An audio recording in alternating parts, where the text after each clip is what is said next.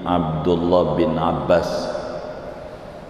dari 124.000 orang sahabat, salah satunya adalah Abdullah bin Abbas radhiyallahu anhuma, seorang sahabat agung min ahlil bait, dari keluarganya Nabi Muhammad sallallahu alaihi wasallam. Ibnu Abbas lahir 3 tahun sebelum hijrah ke Madinah di Syi'ib Ali, di Mekah. Disitulah lahir Ibnu Abbas. Hijrah ke Madinah umur 3 tahun, dibawa oleh abahnya Abbas, karena Ibnu Abbas lahir 3 tahun sebelum hijrah ke Madinah. Rasulullah sallallahu alaihi wasallam ada di Madinah 10 tahun. Maka saat Rasulullah wafat, Ibnu Abbas umurnya baru 13 tahun, karena lahir 3 tahun sebelum hijrah ke Madinah, dan bersama Nabi 10 tahun di Madinah, jadi 3 ditambah 10 ya 13 tahun. Itulah Ibnu Abbas. Waktu baru lahir, dibawalah Ibnu Abbas kepada Rasulullah sallallahu alaihi wasallam sebagai pendidikan. Seorang ayah ajak anak-anaknya ke kiai, ajak soan, biar anak-anaknya bersentuhan dengan ulama. Dicontohkan oleh Abbas. Ini bayi Abdullah bin Abbas dibawa ke Rasulullah sallallahu alaihi wasallam, lalu didoakan oleh Nabi, diusap dadanya. Kata Nabi, Allahumma faqihhu fid din wa 'allimhu ta'wil. Ya Allah, beri pemahaman yang bagus kepada ini bayi tentang agamamu, dan ajarkan kepada ini bayi tafsir Al-Quran. Ini namanya diusap sama Nabi ini. Ibnu Abbas akhirnya mendapatkan ilmu laduni, cerdas, amat sangat luar biasa, berkat didoain oleh Rasulullah sallallahu alaihi wasallam. Pinternya minta ampun. Masih kecil, Ibnu Abbas sudah menjadi rujukan sahabat-sahabat besar, karena ilmu dalam Islam tidak pernah malu berbicara umur. Biar kata Ibnu Abbas kecil, tapi ilmunya banyak, sehingga banyak ditanya oleh para sahabat Nabi yang lain. Kadang nanya agama sama Ibnu Abbas, karena ikut Rasulullah kemana-mana. Ibnu Abbas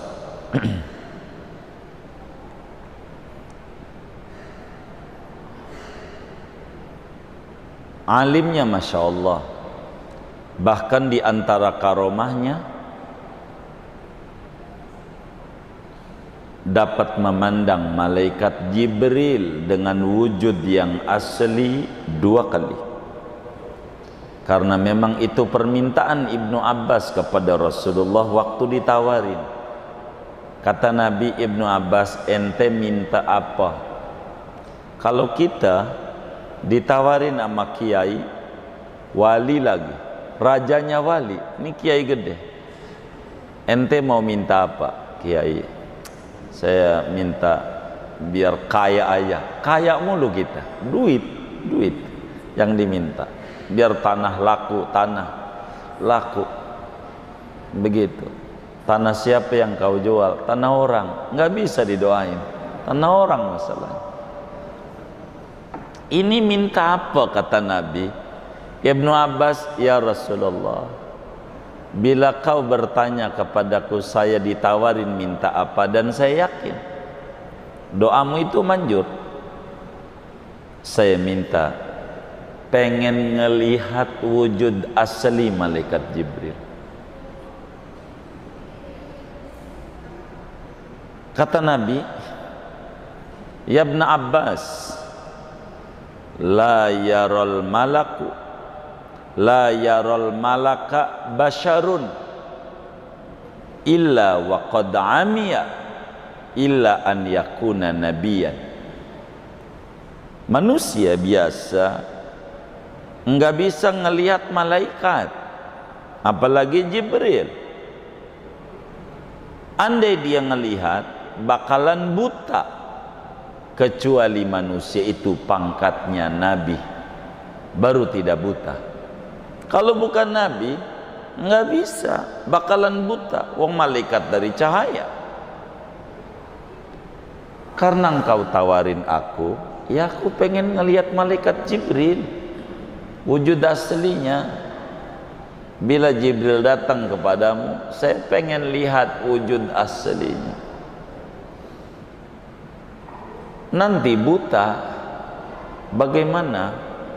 Karena lihat petromak aja, mata kita dideketin sejam aja sama petromak, tuh nggak bisa lihat. Yang cahayanya berapa watt doang petromak. Bagaimana bila makhluk Allah dari cahaya dicipta?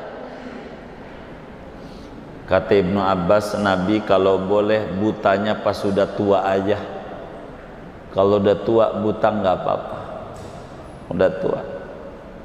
Sebab kalau udah tua nggak buta, pengennya ngeluyur mulu, kemana-mana ngeluyur. Ibadah kurang mau, jalan-jalan mulu maunya, begitu. Ya Allah, udah tua mau ngapain? Kata Nabi, baik, ku mintakan nama Allah biar kamu ketemu malaikat Jibril, tapi nanti buta, udah tuanya. Iya baik. Saat Jibril datang kepada Nabi, maka Ibnu Abbas melihat wujud asli malaikat Jibril hampir 2 kali. Maka pinter, ini kan malaikat pembawa ilmu Jibril. Ibnu Abbas itu pinternya Masya Allah. Satu hari Raja Romawi, Nasrani, Kristen, mengirim surat kepada Sayyidina Muawiyah, dinasti Muawiyah, sesudah sahabat 4 wafat. Ibnu Abbas masih hidup. Maka Muawiyah dapat surat, wahai rajanya orang Islam, Muawiyah bin Abi Sufyan, saya mau tanya kepadamu 3 hal saja. Kalau memang kau adalah rajanya orang Islam, tentu pinter kamu. Maka yang pertama saya mau nanya, dalam surat itu darah apa yang pertama kali mengalir di bumi ini? Ma awwalu damin dhahara fil ardi, darah apa yang pertama kali tumpah di muka bumi? Yang kedua, kuburan siapa yang kuburan itu goyang-goyang ketika ada penghuninya, gerak-gerak?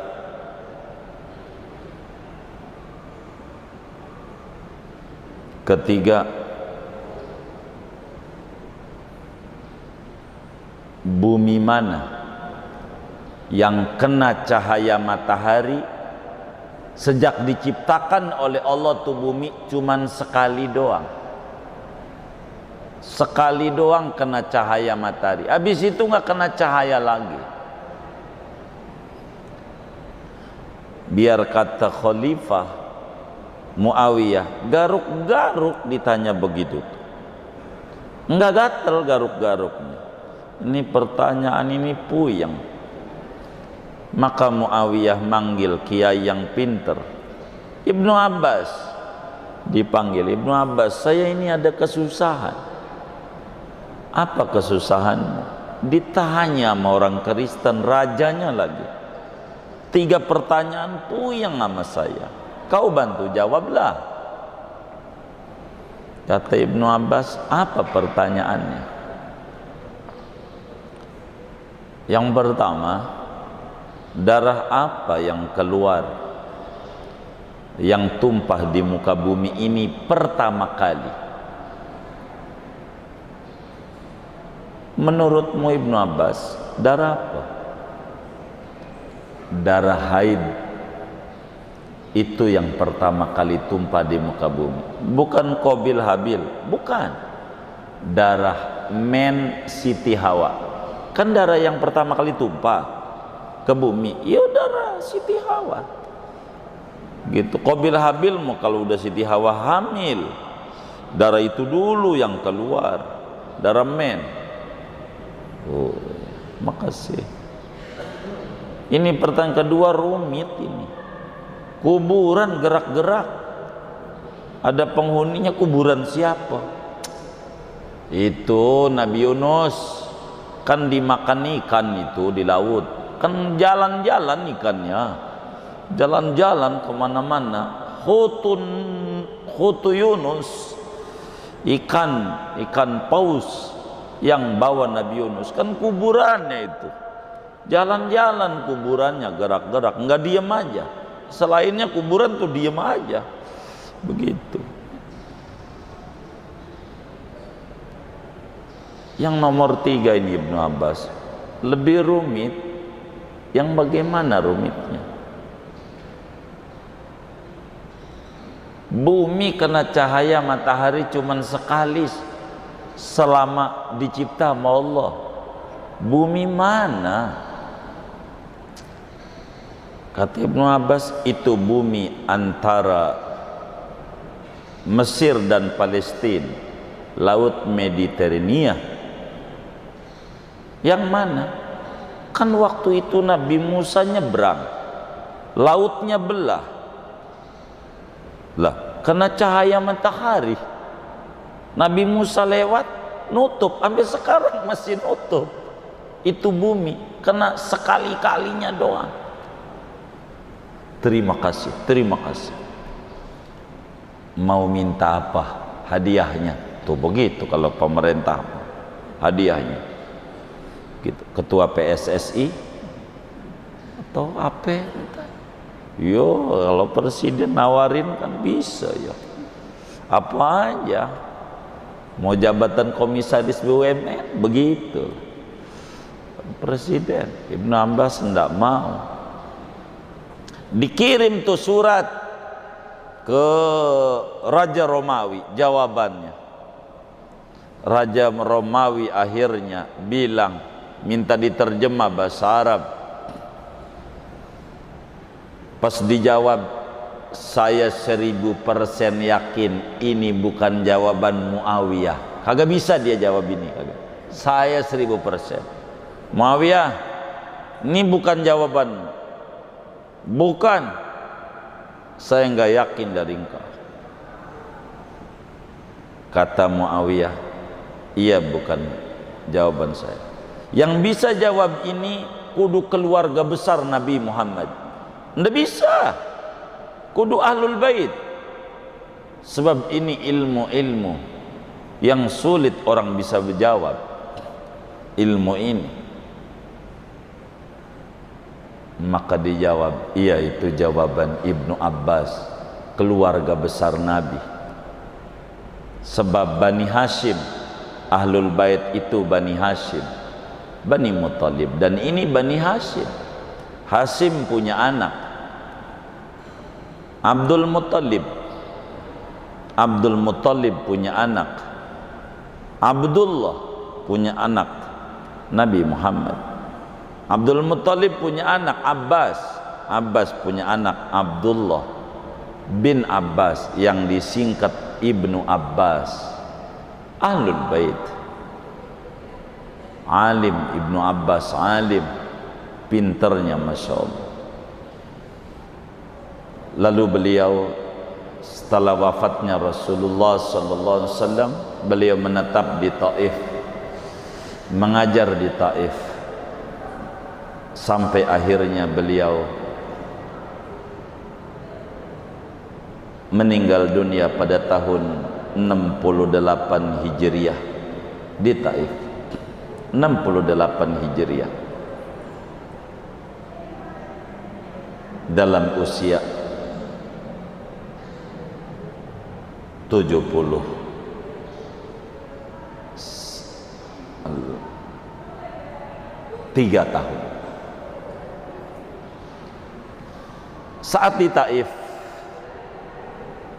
Ibnu Abbas, kenapa kau tidak mau tinggal di Madinah, ngajarnya di Madinah?